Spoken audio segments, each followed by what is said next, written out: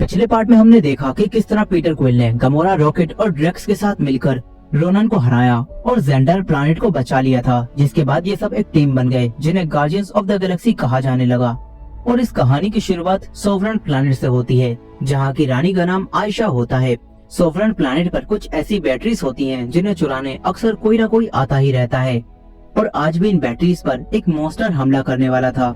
इसीलिए sovereign planet की रानी आयशा ने गार्डियंस ऑफ द गैलेक्सी की टीम को उस मॉन्स्टर को मारने के लिए हायर किया है। गार्डियंस ऑफ द गैलेक्सी की टीम उस मॉन्स्टर से फाइट करने के लिए बिल्कुल तैयार हो जाती है। फिर जब वो मॉन्स्टर यहाँ आता है तो पूरी गार्डियंस की टीम उस मॉन्स्टर को मारने में लग जाती है। थोड़ी देर में गार्डियंस ऑफ द गैलेक्सी उस मॉन्स्टर को मार देते हैं। इसके बाद गार्डियंस की टीम आयशा से अपने काम के बदले में गमोरा की बहन नेबुला को छुड़ाते हैं, जो कि कुछ समय पहले यहाँ बैटरीज को चुराते हुए पकड़ी गई थी। गमोरा नेबुला को छुड़ाकर जेंडर प्लैनेट पर ले जाने वाली थी, ताकि नेबुला के ऊपर रखे जेंडर वालों के इनाम को ये सब ले सकें। यही रॉकेट ये सोचता है कि आखिर इन बैटरीज में ऐसा क्या है जो इतने सारे लोग इन बैटरीज के पीछे पड़े हैं। इसलिए अब रॉकेट कुछ बैटरीज को चुरा लेता है। फिर गार्डियंस की टीम मिलानो शिप में बैठकर यहाँ से जेंडर प्लैनेट की तरफ जाने लगते हैं। यहीं आयशा को पता चल जाता है कि गार्डियंस की टीम में से किसी ने उन्हें ठग लिया है और वो नेबुला के साथ साथ वो बैटरीज भी चुरा कर ले गए हैं। इसीलिए आयशा अपने प्लैनेट के लोगों को अपनी हाई टेक्नोलॉजी की मदद से गार्डियंस के पीछे ड्रोन शिप में भेजती हैं, जो कि गार्डियंस की शिप पर हमला कर देते हैं। यहीं पीटर को जब पता चलता है कि रॉकेट ने उनकी बैटरीज चुराई हैं, तो पीटर रॉकेट को ऐसा करने के लिए डांटता है। इसके बाद रॉकेट और पीटर मिलकर शिप को उड़ाने लगते हैं। गार्डियंस अपनी शिप से कई सारे सोवरेन ड्रोन शिप को उड़ा देते हैं, लेकिन जब सोवरेन शिप इन पर भारी पड़ने लगते हैं तो ड्रेक्स उनसे लड़ने के लिए अपनी शिप से बाहर चले जाता है। ड्रेक्स एक शिप को मार भी देता है, मगर फिर सोवरेन शिप इन्हें चारों तरफ से घेर लेते हैं और इन पर हमला कर देते हैं। तभी यहाँ एक आदमी अपनी शिप के साथ आता है और एक साथ सारे सोवरेन शिप को खत्म कर देता है।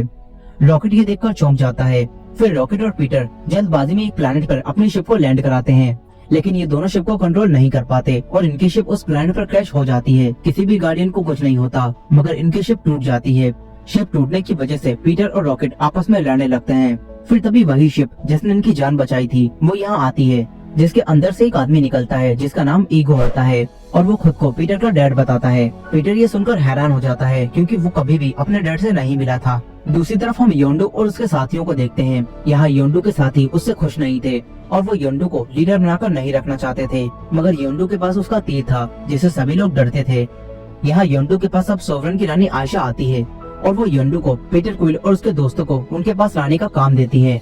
वहीं दूसरी तरफ रात में ईगो पीटर को बताता है कि जब तुम्हारी माँ की डेथ हो गई तो मैंने योंडू को तुम्हें मेरे पास लाने का काम दिया था, लेकिन योंडू पीटर को ईगो के पास ले जाने की बजाय खुद ही पालने लगा। ईगो कहता है कि काफी समय से मैं तुम्हें ढूंढ रहा हूँ। इसके बाद ईगो पीटर और उसके दोस्तों को अपने प्लैनेट पर चलने के लिए कहता है। फिर गार्डियंस की टीम दो हिस्सों में बढ़ जाती है। पीटर, गमोरा और ड्रेक्स ईगो और मेंटिस के साथ उसके प्लैनेट पर चले जाते हैं और रॉकेट ग्रूट और नेबुला के साथ अपनी स्पेसशिप को ठीक करने के लिए यहीं रुक जाता है। वहीं स्पेसशिप में पीटर और ड्रेक्स मेंटिस से पूछते हैं कि ये तुम्हारे एंटीना किस काम आते हैं। मेंटिस ने बताती है कि ये एंटीना उसे लोगों के जज्बात समझने में काम आते हैं, यानी कि इनकी मदद से वो लोगों को छूकर उनके इमोशंस का पता लगा सकती है और उन्हें बदल भी सकती है, और वो चाहे तो किसी को भी छूकर उसे बेहोश कर सकती है। मेंटिस ऐसा करके भी दिखाती है और ड्रेक्स को सुला देती है। वहीं दूसरी तरफ रॉकेट अपनी स्पेसशिप को ठीक कर रहा होता है, मगर तभी यहाँ योंडू अपने लोगों के साथ उन्हें पकड़ने आ जाता है। लेकिन रॉकेट ने जंगल में पहले ही हथियार बिछा दिए होते हैं और रॉकेट आसानी से योंडू के कई सारे लोगों को मारकर हरा देता है। मगर तभी यहाँ योंडू अपने तीर के साथ आ जाता है और फिर रॉकेट को उसके आगे सरेंडर करना पड़ता है। स्पेसशिप के अंदर नेबुला कैद थी, लेकिन वो ग्रूट से कहती है कि तुम्हारा दोस्त रॉकेट खतरे में है, तो मुझे आजाद कर दो, मैं उसे बचा सकती हूँ। ग्रूट नेबुला की बातों में आकर उसे आजाद कर देता है।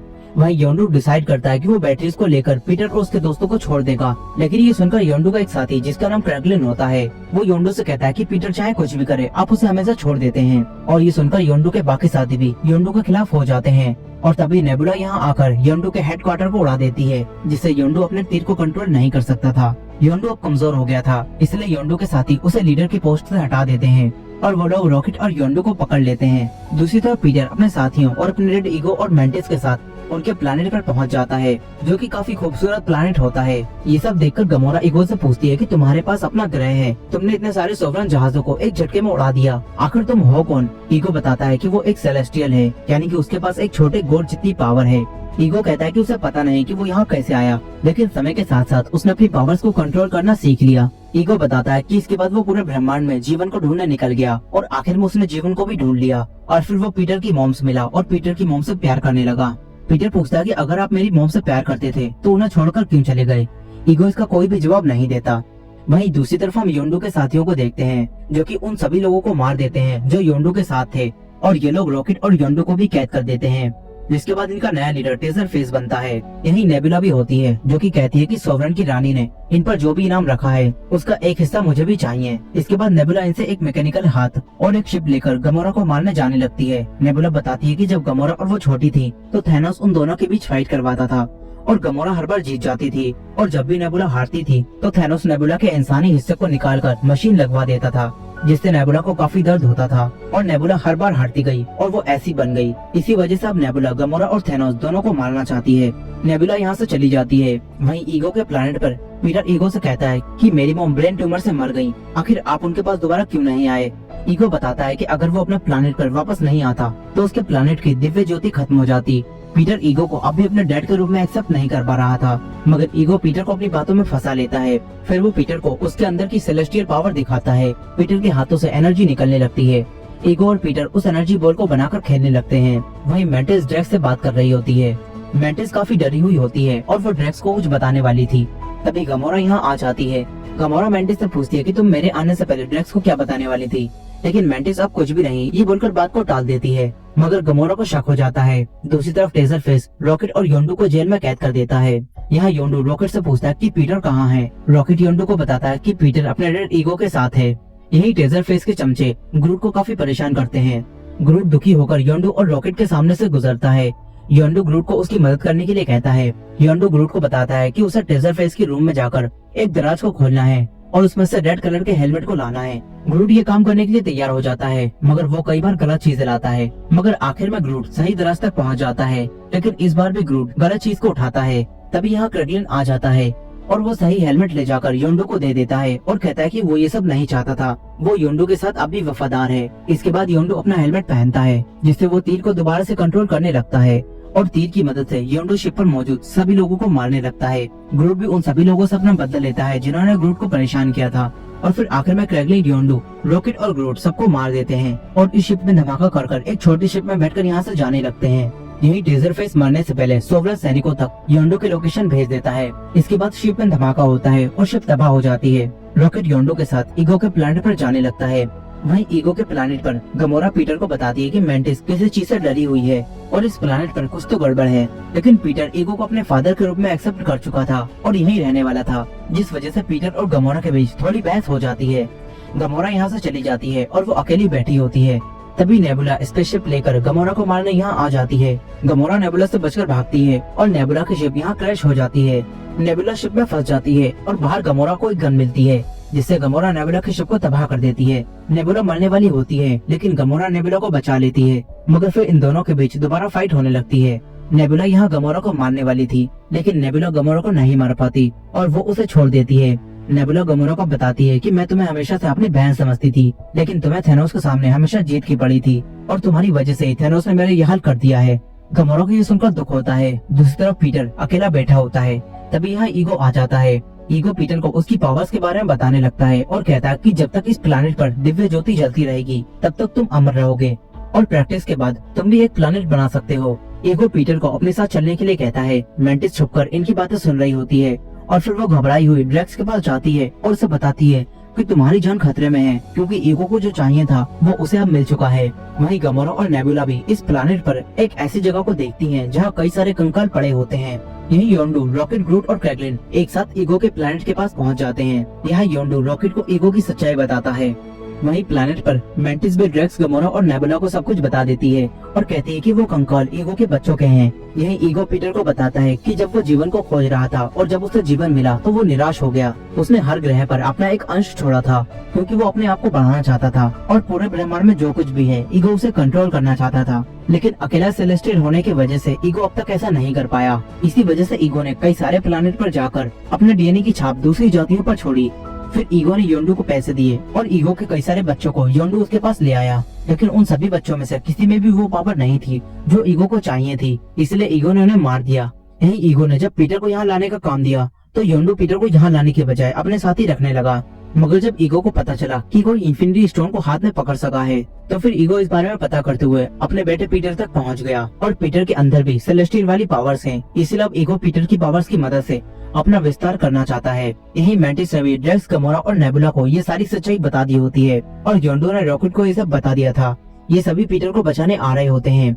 वहीं ईगो फ्लो में पीटर को ये भी बता देता है कि ईगो ने पीटर की मॉम के दिमाग में वो ट्यूमर डाला था। ये सुनकर पीटर को गुस्सा आता है, वो ईगो पर हमला कर देता है, लेकिन ईगो को कुछ भी नहीं होता क्योंकि वो तो अमर था। ईगो पीटर पर हमला करता है और उसकी पावर्स को यूज करने लगता है। इसी दौरान दूसरे प्लेनेट पर लगे पौधों का विस्तार होने लगता है। तभी रॉकेट और योंडो शिप लेकर यहाँ आ जाते हैं और ईगो पर हमला कर देते हैं।